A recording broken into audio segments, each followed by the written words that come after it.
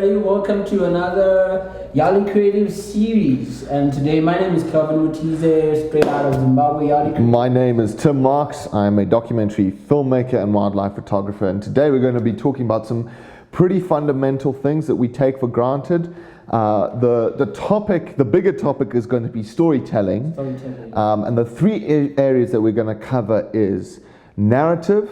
What is your story, or what is a story? Vision, so what is the story about? Yeah. And then the third and the final thing that we're going to talk about is authenticity. Yeah. And so the whole reason behind this whole episode that we're doing, this whole series that we're doing, is talking about as Yali creatives, our heart and our desire is to change the narrative that's spoken about Africa worldwide. Our heart is to help enhance the skill, the ability, and also the knowledge of creatives within Africa as a way to shape our story of the world. I'm going to start off right off the bat with this. We spoke about it earlier on, is that the best 10 movies that we've done in the last century, in the last 10 years or 5 years in Africa. Let's talk about it. Machine Gun Preacher, Blood Diamonds, Hotel Rwanda, Last King of Scotland is another one. Sarafina. Tsotsi, which is a South African one. What do they all depict? Violence, poverty, political instability, genocide. Yeah.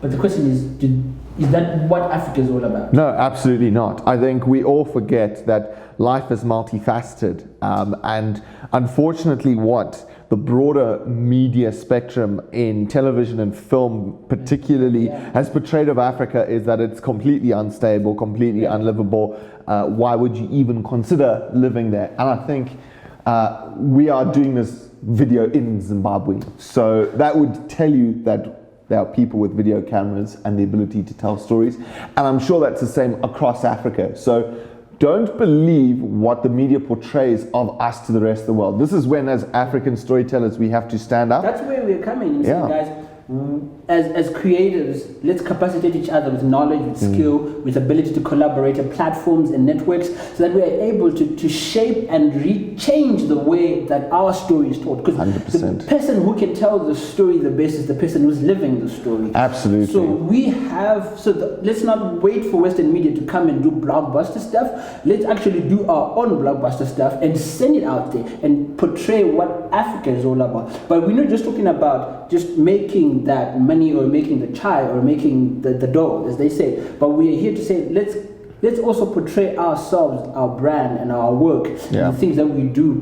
in a better light. How can we do it? What are some of the things? What are some of the basics? Because this is one of the big questions that are coming around. What can I do with what I have? Maybe you have a computer, but you don't have a camera. Maybe you don't even have a computer, you have a book, you have a notepad. I know so many writers who write on notepad. They don't have a computer, they don't have an iPad, they don't have a tablet, they only have a phone. I know guys who blog from their phones. But whatever you have, let's see, as a creative, this is the platform we want to use to talk to you about. Use what we have to create quality content that portrays Africa. And where does that start? And that's the first thing we're going to touch on today. Where does that start? That starts with narrative, which essentially is storytelling. You have to know the type of story you're telling. It's pointless from me coming from a very different, very sectioned background of society, a white African trying to tell the story of an African orphan. It's a bit contradictory. How would I know what that's like, or vice versa? There's portrayal, the ways that you portray each other and the way that we are portrayed in culture is all to do with our experience, and that's where story begins. It begins with your experience in life. So who are you? How do you effectively tell your narrative? What we're also talking about, there are two parts to this. There are two parts to this part we're talking about. There is the narrative, your personal story. There are some people who their personal life story is what their story is. I'll give, for example, one of our friends, Edmo Masendek, is a Mandela Washington Fellow 2014. He's physically challenged, and he has a project, a personal project that he runs called Endless Possibilities, that helps people who are physically challenged to live alone. So he has created a house which is fully not automated, but he's got tools and also gadgets to help him live alone, even though he's physically challenged. Yeah. So at the end of the day, that's his story. But then we have someone like Tim. You're a filmmaker, you're into wildlife. So obviously you stand for a cause, whereas Eddie lives for the story. So at the end of the day, you might have a cause that you are working under. Like I work with children living with HIV and AIDS. That's the cause. But I also have a story as a social media person. So you live for a cause which is into wildlife conservation. So at the end of the day, either you have a story or you have a cause that you're aligned to, but still there's a story narrative that you're talking about. Absolutely, and you have to be able to make the distinction between both, because they are part of the whole linkage, but they're equally important on their own. So narrative, so you have to know the structure of your story.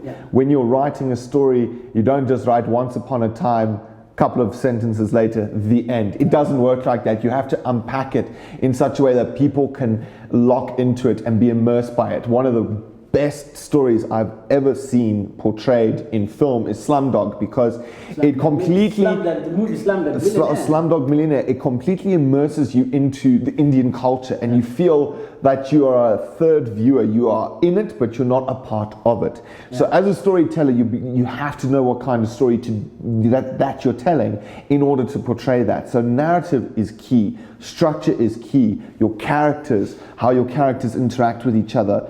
And is there a question that they're asking, or is there a plot that they're following, or are events happening to them? Are they meeting a need, or are they portraying a cause? Absolutely. Because at the end of the day, it comes back to the thing that we were talking about earlier on, is that we need, for you to, as a creative, the first thing you need to have is vision. Simple. 100%. Simple vision. Because the challenge I have with African creatives is that there are two things. Do you want to live long, or do you want to be a shooting star? You can just be like, after the dust settles, you're nowhere to be found. But as we are saying, as Yali creatives, let's create a consistent program and a consistent project of telling our story our way, our specific way. But we have to be consistent with it. But it comes back to vision. Absolutely. We gotta have vision. Why are we telling the story? Absolutely, and vision is such a key ingredient of any story, whether you're a graphics designer who is designing for advertising, whether you are a freelance writer who is writing for books or for television, whether even for websites, whether you're a journalist and you are reporting daily activities.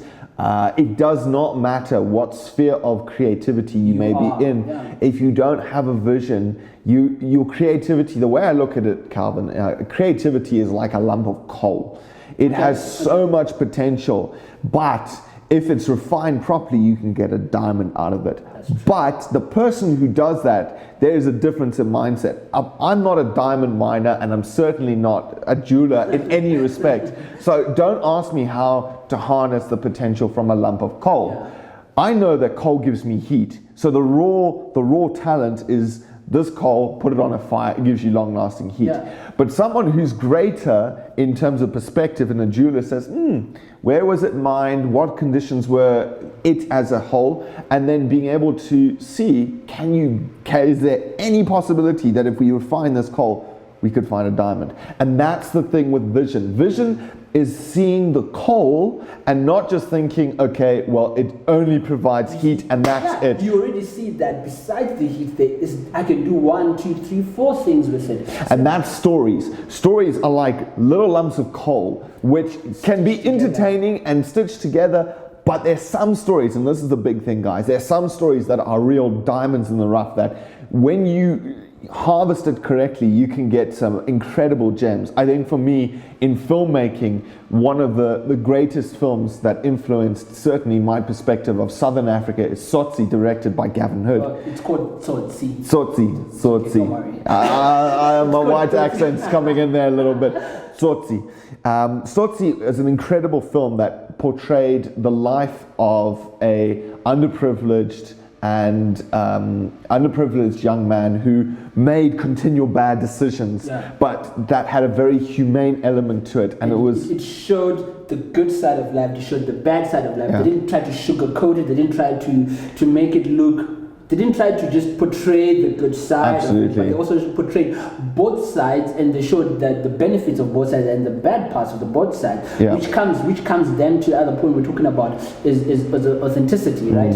Is that so many times as creatives, it kind of oozes out. Sometimes you want to add a little bit of salt, you want to add a little bit of sugar to make your story carry more weight, more oomph, so that it become more acceptable. But at the end of the day, what you do when you add salt or when you add sugar to your story is you're actually taking away from the story. Absolutely, and that's such an important thing. As a photographer, I get asked a lot of times, do you Photoshop your images? And the obvious answer is yes, of course I use Photoshop. But I don't use it to the point where I destroy the quality of the story by putting over amounts of effects. And that's the thing, guys. There's so many ways you can polish a story and tell it. So many ways. So many ways you could do it. But here's the thing.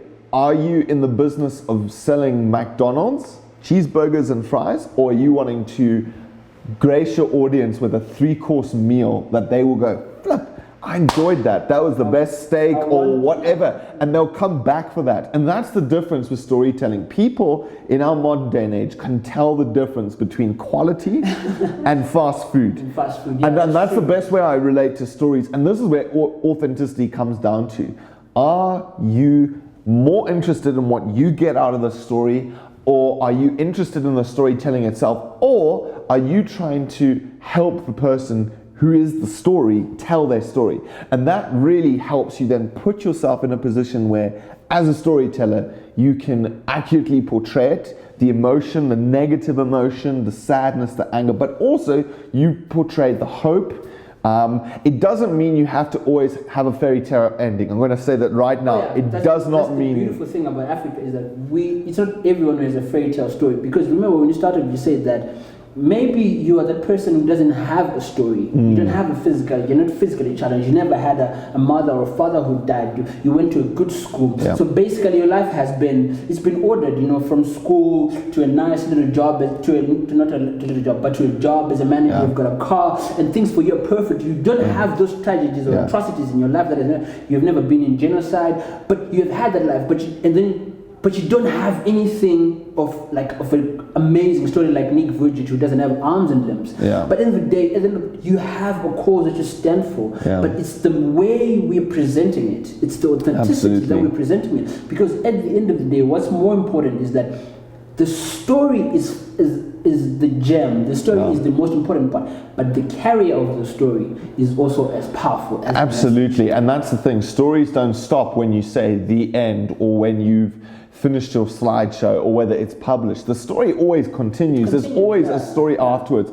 And that's the thing that I remind myself and I remind other filmmakers and photographers about storytelling is it isn't just about what people see, it's what they don't see. And later on in the other videos, we're going to be talking about the integrity of a story. How does that even look or work? But just to cap off what we've talked about, you have narrative, you have vision, you have authenticity. And then 3 things are gems: narrative, authenticity, and vision. Because if you lose these first 3 as a starting point as a creative, or if you're a filmmaker, you're a book writer, you run a website, whatever you do as a creative, if you lose these first 3 things from the get-go, then I'm telling you the truth, your life or your journey as a creative is going to fall by the wayside. Why? Because these 3 things are the ones that will grow things that we're going to talk about in the next one: discipline, growth, and explosion. So for now, from Yali Creatives, this is Tim Marks and Kelvin signing off. We will come back to you with another video very shortly.